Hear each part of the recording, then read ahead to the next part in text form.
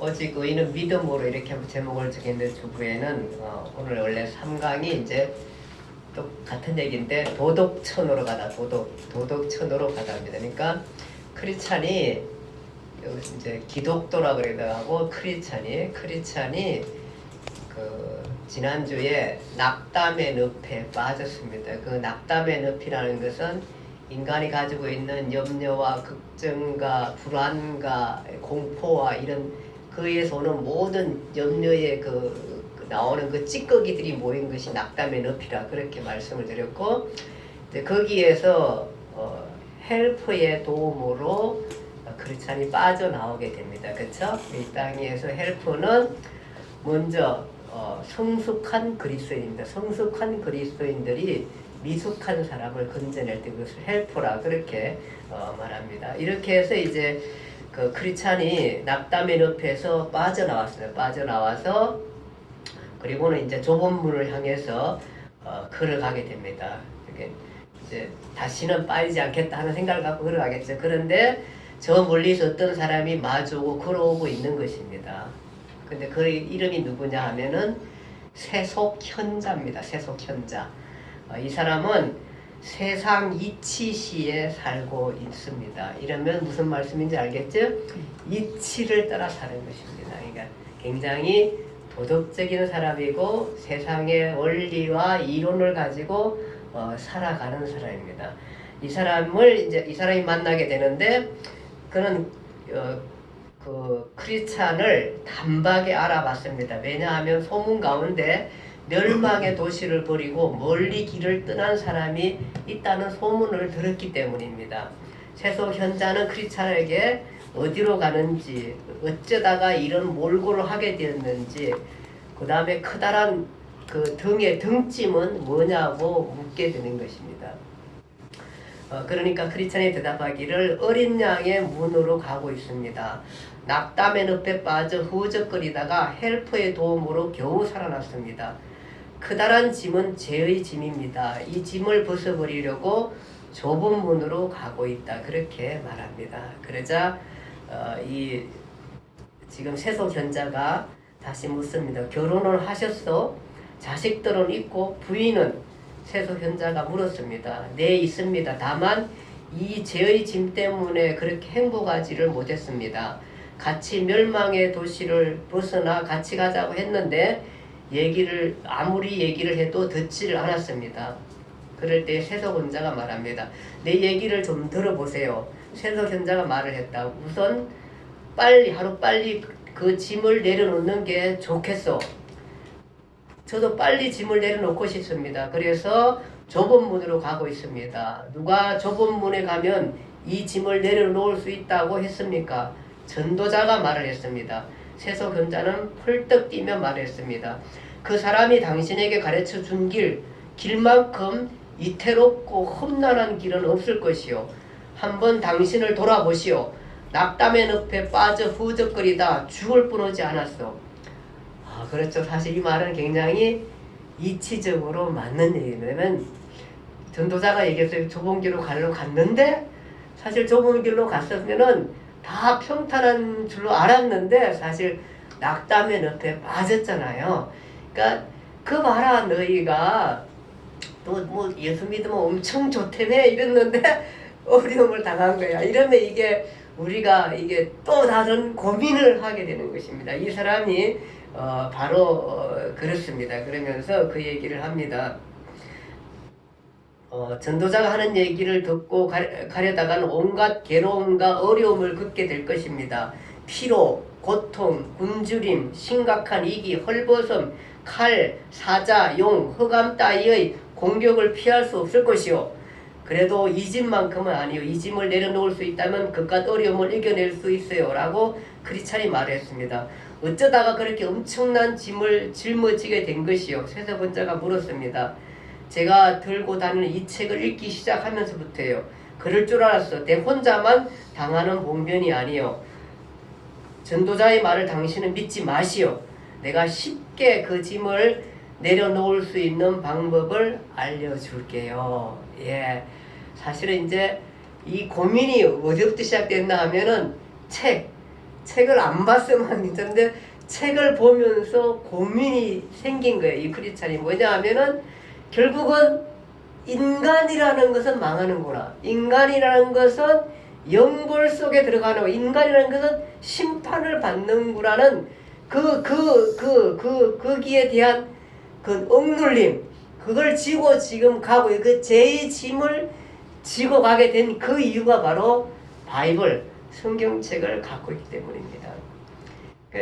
어떤 사람은 어떻게 생각하면 우리가 이렇게 생각할 수 있습니다. 주일날 올 때마다 사람들은 여기에 등짝에 짐을 지고 죄의 짐을 지는 게 아니라 아주 그 등산 가는 짐을 지고 등산 가고 있고 그 다음에 자전거 타고 있고 막 이렇게 가게 됩니다. 왜냐하면 그분들은 아무도 심판이나 뭐 이런 것들을 생각하지 않습니다. 그냥 인생은 즐겁게 살다가 그냥 건강하게 살다가 살아가는 것이 끝이라고 생각을 하는 인생의 길을 가는 사람들이 대부분의 사람들입니다. 이것을 성경은 넓은 길로 가는 사람입니다. 지금 이 사람은 넓은 길을 가지 않고 성경에 의한 좁은 길로 가는 것입니다. 그러다 보니까 이 죄의 짐을 느낄 수밖에 없는데, 지금 이제 세속현자가 그 짐을 아주 쉽게 내려놓을 수 있는 방법을 가르쳐 준다니까 너무 솔깃한 거예요.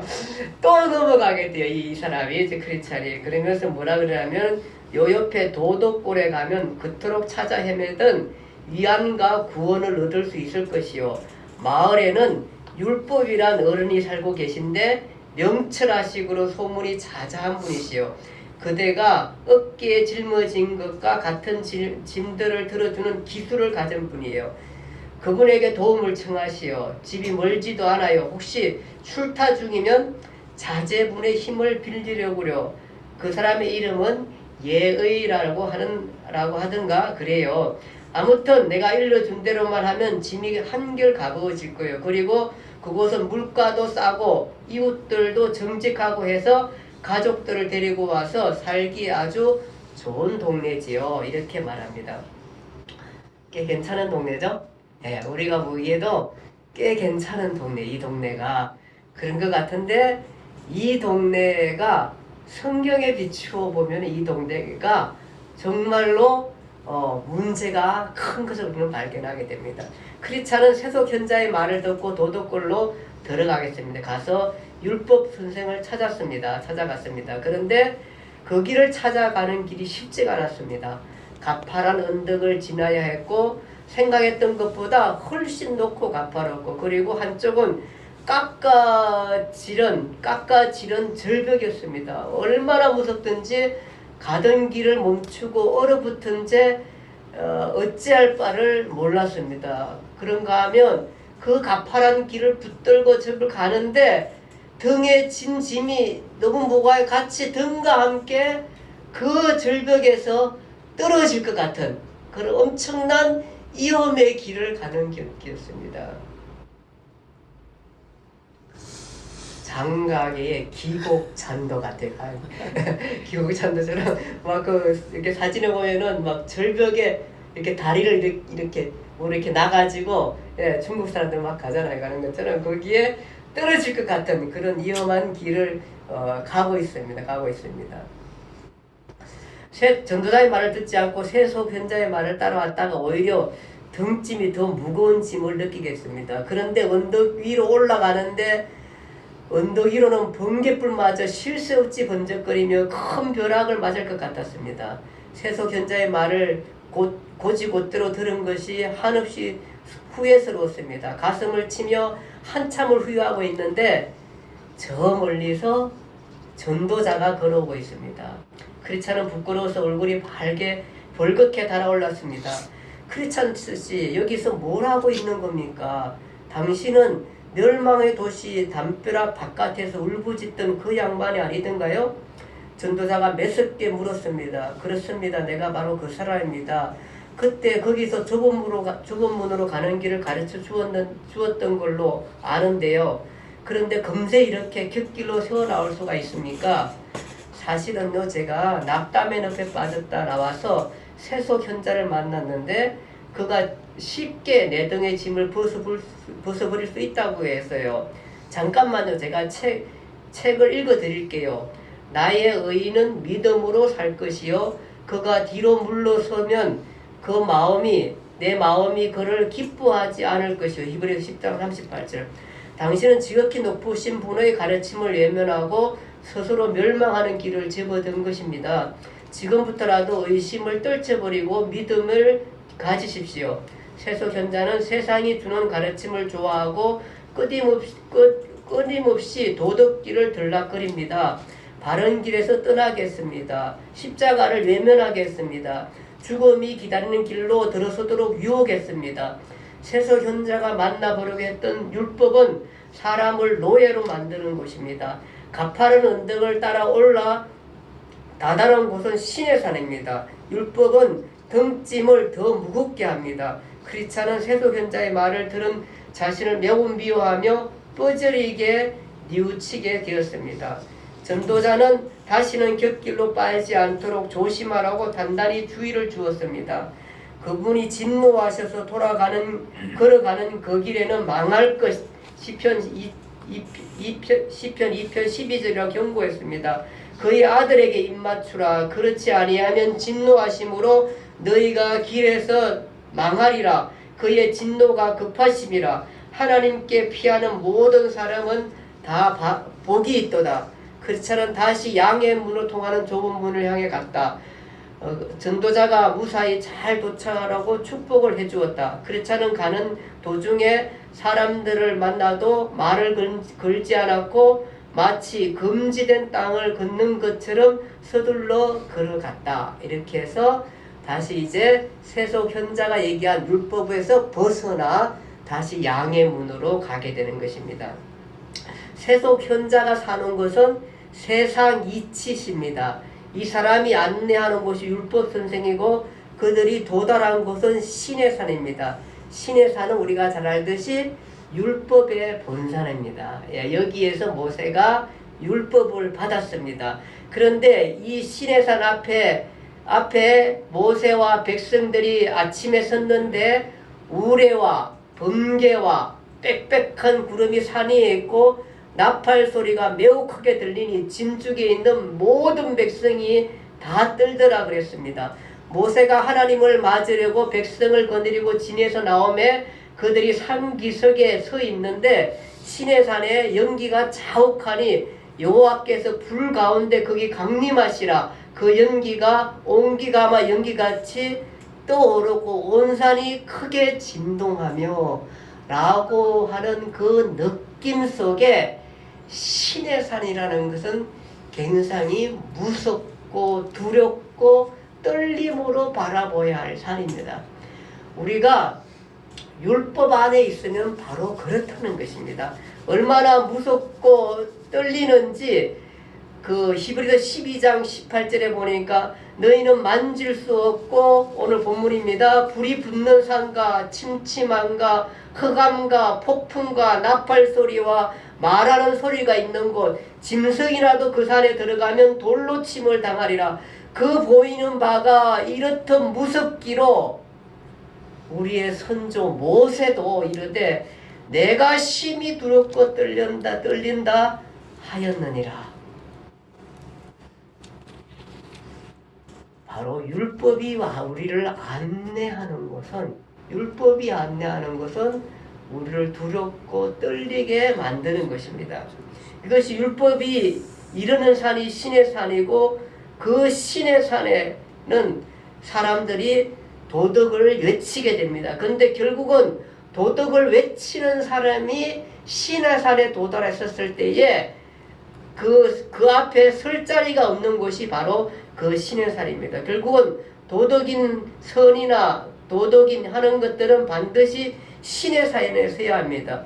그 기준으로 신의 산에 서면 결국은 뭐냐 하면 심판이라는 것을 깨닫게 됩니다. 도덕은 다른 사람과 비교해서 나는 괜찮은 사람이라는 만족감으로 삽니다. 그러나 나는 남에게 피해 안 주고 가족들과 화목하고 사회에 공헌하고 그렇게 살면 된다고 합니다. 자신보다 못한 이들을 정죄합니다. 예수 믿는 사람이 왜 그래 이렇게 정죄하는 사람들이 바로 도덕의 기준으로 살아가는 사람들입니다. 이 사람은 신의 산에 서봐야 자신이 얼마나 부족한지 아는데 그냥 만족하며 삽니다. 왜냐하면 비교적 괜찮은 삶을 산다고 하기 때문입니다. 우리 세상에는 대부분의 사람들이 이렇게 살아갑니다. 그러니까 자기 나름대로 나는 세상을 누굴 해치기도 않고 누구한테 손해 끼치지도 않고 그냥 나는 이렇게 살아가는 거니까 나는 괜찮게 산다고 그렇게 자부하며 살아가기 때문에 어떤 은혜나 어떤 것들에 대한 기대를 하지 않습니다. 그냥 살아가는 것이 좋다고 생각하게 되는 것입니다. 세상의 이치나 철학이나 종교나 사상이나 하는 것들은 결국 신의 살에서 무릎을 꿇게 됩니다. 선한 행위나 고행이나 하는 것들도 마찬가지입니다. 도달할 수 없는 것입니다. 종국은 포기할 수밖에 없습니다. 종국은 심판입니다. 도덕이나 착한 사, 선한 행위, 구제 이런 것들이 굉장히 훌륭하고 좋은 것이지만 그러나 그것을 율법 앞에 가면은 그들도 온전치 못한 것입니다. 그래서 사람들은 오라 나는 공고한 사람이다. 이 사망의 몸에서 누가 나를 건져내라 이렇게 할 사람인 것입니다. 그것이 도덕의 끝인 것입니다. 도덕의 한계인 것입니다. 근데 모든 사람들은 이 한계를 붙들고 삶을 살아가는 것으로 만족하고 삽니다. 그래서 거기에 만족하고 만족한 대로 세상의 이치에 따라 사는 거고 거기에 이 사람처럼 아하 이 도덕의 한계가 여기에 있구나.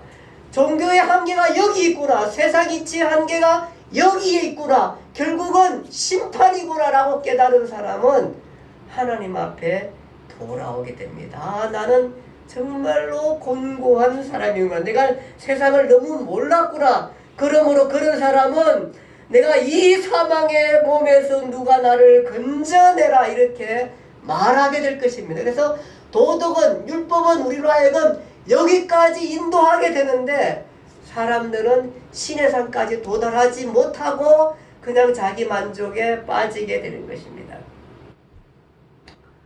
여기까지 도달해서 내가 이 사망의 몸에서 누가 나를 건져내라고 외칠 수 있어야 되는 것입니다. 근데 많은 사람들은 그렇게 외치지 못하고 인생을 살아가고 그것으로 만족하게 되는 것입니다. 우리 주 예수 그리스도로 말미암아 하나님께 감사하리로다. 그런즉 내 자신이 마음으로는 하나님의 법을 육신은 죄의 법을 숨기노라. 무릇 율법 행위에 속한 자들은 저주 아래 있나니 기록된 바 누구든지 율법책에 기록된 대로 모든 일을 행하지 아니하는 자는 저주 아래 있는 자라 하였음이나. 갈라디아 3장 10절. 그래서 도덕 그 아래에 있는 사람이 도덕을 우리가 아무리 외치고 사랑하고 또 열심히 지키고 노력하고 수없이 많이 구제하고 선한 일을 행하고 많은 사람들을 도와준다 할지라도 그 한계, 율법의 한계 아래에 있기 때문에 내가 저주 아래에 있구나 라고 외쳐야 하는 것입니다. 이것이 도덕의 한계입니다. 이것이 모든 세상 종교의 가르침이고 모든 세상 도덕의 가르침이고 모든 세상 이치의 가르침입니다. 여기에 다 묶여 있습니다. 그런데 신의 산 율법 앞에 가지 않기 때문에 그냥 만족하고 삶을 살아가게 되는 것입니다. 그 사람은 율법 신의 산 앞에 들어가가지고 벌벌 떨며 나는 망하게 되었구나 라고 외칠 수 있을 때에 은혜를 구하게 되는 것입니다. 율법의 삶은 종된 삶이다. 율법의 노예가 되어 두렵고 떨리고 불안하고 진노와 형벌로 마음에 편치 못하게 합니다. 율법이 이르는 산은 신의 산입니다. 그러나 성도는 하나님의 은혜 속에 사는 것입니다. 성도가 이르는 산은 신의 산이 아니라 시온산입니다.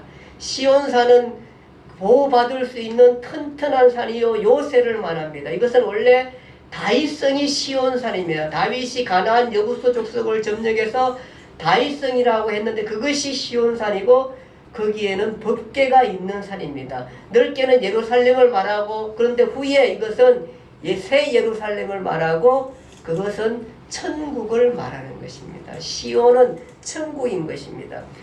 그래서 너희가 이런 곳은 시온산과 살아계신 하나님의 도성인 하늘의 예루살렘과 천만 천사와 하늘에 기록된 장자들의 모임과 교회와 만민의 심판자이신 하나님과 온전하게 된 의인의 영들과 새 의자의 중보자이신 예수와 및 아벨의 피보다 더 나은 것으로 하는 뿌린 피니라. 예수의 피로 속죄함을 받은 은혜 아래의 사람은 자유인인 것입니다. 아멘.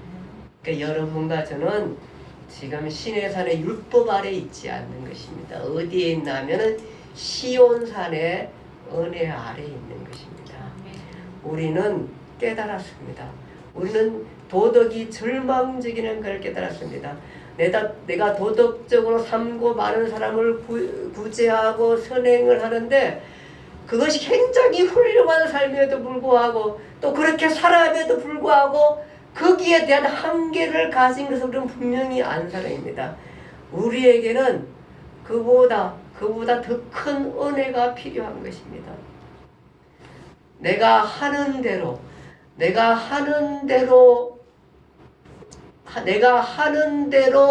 보응을 받고 내가 하는 대로 심판을 받는다면은 나는 심판에 심판을 더해서 받아야 할 자라는 것을 우리는 깨달은 사람들입니다. 그래서 은혜가 필요한 사람들입니다. 그래서 사도 바울은 자기가 정말로 그 바리새인이라는 그 가운데 정말 도덕을 지키고 그 의식을 지킨 사람이고 공부를 하고 또 하고 하는 사람인데 이것들이 한계에 부딪히면서 나는 만물보다 못한 사람이요 만물의 찌꺼기 같은 사람이라고 그렇게 말을 한 경우가 바로 그것을 발견했기 때문인 것입니다.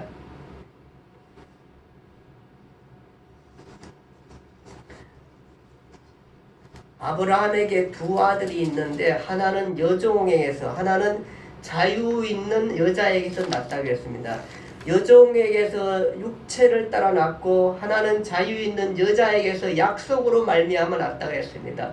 이것은 비유니 이 여자들은 두 언약이라 하나는 신의 사람으로부터 종을 낳은 자니 하갈이라. 무슨 말씀인지 알겠죠? 아브라함입니다. 아브라함에게 두 자녀가 있습니다. 하나는 이 사레가 100세 가까이 됐는데 아기를 못 낳습니다. 못 낳으니까 그 사레가 여종을 보내가지고 아브라함한테 아기를 낳게 했습니다. 그가 아기를 낳았습니다. 낳았는데 이 여자 굉장히 고만해졌습니다. 아기를 낳았는데 그가 바로 하갈이고 그 낳은 아이가 누구냐면은 이스마엘입니다. 종의 자녀입니다. 그런데